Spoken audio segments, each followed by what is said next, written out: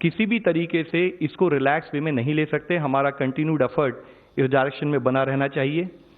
आज cabinet secretary साहब ने एक वीडियो कॉन्फ्रेंस की है सारे चीफ सेक्रेटरी से, जिसमें उन्होंने लॉकडाउन मेजर्स के ऊपर चर्चा की। साथ ही उन्होंने स्टेट की प्रिपेयर्डनेस के ऊपर भी डिस्कशन किया इन टर्म्स ऑफ कि उनके हॉस्पिटल और उनके लॉजिस्टिक्स अरेंजमेंट कैसे हैं। इसके साथ ही उन्होंने इसेंशियल सर्विसेज और इसेंशियल कमोडिटीज़ जो पब्लिक के पास पहुंचनी चाहिए उसके लिए भी उन्होंने स्टेट के चीफ सेक्रेटरी से रिक्वेस्ट की है। स्टेट्स को स्पेसिफिकली हमने कोविड के लिए डेडिकेटेड हॉस्पिटल बनाने के लिए जो रिक्वेस्ट की है, उसके तहत कई स्टेट में करीब 17 स्टेट में कार्य शुरू भी हो चुका है, जहां पर ये डेडिकेटेड कोविड हॉस्पिटल्स बनाए जा रहे हैं।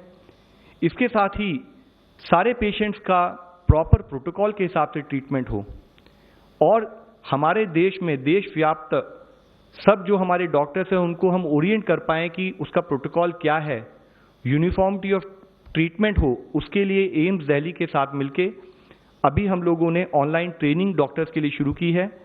वह ट्रेनिंग जो कि महामारी विज्ञान, इन्फेक्शन कंट्रोल प्रैक्टिसेस और केस मैनेजमेंट के ऊपर हमारे डॉक्टर्स को ओरिएंटेशन उसके द्वारा दी जा रही है।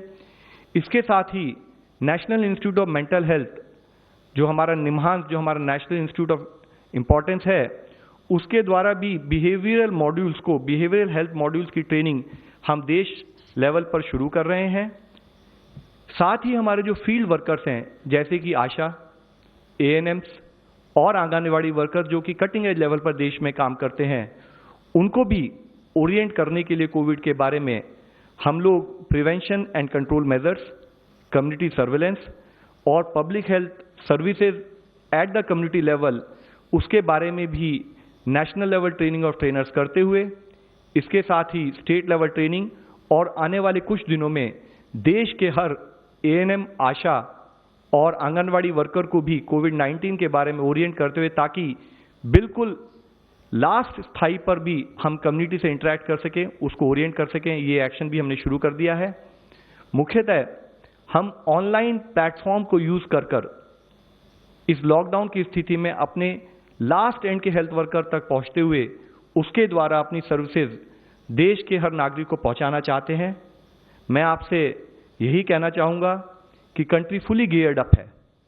ये चैलेंज बहुत बड़ा है। इस चैलेंज को हमें सबको कलेक्टिवली मिलकर लेना है और इसमें सबका सपोर्ट क्रूशियल है। कोई भी एक नागरिक अगर वो एक गलती करता है इन्फेक्शियस डिजीज मैनेजमेंट में, तो उसका इफेक्ट उसके आसपास के लोगों को, उसकी फैमिली को, समाज को, सबको मैनेज करना पड़ेगा। तो इसके लिए फिर से मैं अपील करूंगा कि हर एक नागरिक इसमें हमें अपना सहयोग दे ताकि मिलकर हम इस प्रॉब्लम से मुक्ति पा सकें। धन्यवाद। मैं गृह मंत्रालय की प्रतिनिधि से अनुरोध करूंगा कि वो भी अपने इंफॉर्मेशन शेयर करें। जैसा कि मैंने कल भी कहा, गृह मंत्रालय राज्य सरकारों और केंद्र शासित प्रदेशों के साथ मिलकर यह चेष्टा कर रही है कि इस लॉकडाउन पीरियड में एनफोर्समेंट के साथ साथ आपको एसेंशियल गुड्स और सर्विसेज में कोई कमी ना महसूस हो। स्वास्थ्य सेवाएं एवं एसेंशियल सप्लाईज, सर्विसेज और कमोडिटीज को सुनिश्चित करने के लिए राज्य सरकारों ने कई कदम उठाए हैं, जिनमें से कुछ कदम तो बहुत ही इनोवेटिव हैं। और भारत सरकार अपनी ओर से 24/7 बेसिस पर स्टेट्स और यूटीज की स्थिति को मॉनिटर कर रही है।